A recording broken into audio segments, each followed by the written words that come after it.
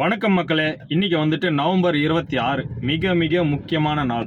என்னன்னா, தமிழர்களோட வீரத்தையும் பெருமையையும் தமிழனோட வலியையும் உலகம் முழுக்க உலக நாடு முழுக்க பார்க்க செஞ்ச ஒப்பற்ற மாவீரன், ஒப்பற்ற இனத்தலைவன் மேதகு வேலுப்பிள்ளை பிரபாகரன் அவர்களோட பிறந்த நாள் இன்னைக்கு.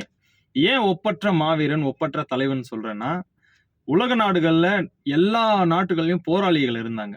ஆனா அந்த போராளிகள் எல்லாம், அந்த புரட்சியாளர்கள் எல்லாம் அடுத்த நாடுல இருந்து பதுங்கி தான் தன்னோட நாட்டுக்காக அந்த ஆதிக்க சக்திகளை எதிர்த்து போராடினாங்க. ஆனா தன்னோட நாட்டிலே இப்ப இருந்து தன்னோட மக்களுக்காக, தன்னோட இனத்துக்காக, தன்னோட மொழிக்காக போராடி தன்னை மட்டும் இல்லாம தன்னோட குடும்பத்தையும் தியாகமா கொடுத்த ஒரே ஒரு தலைவர் எனக்கு தெரிஞ்சு உலகத்திலேயே மேதகு வேலுப்பிள்ளை பிரபாகரன் அவர்கள் மட்டும்தான் இருப்பாங்க.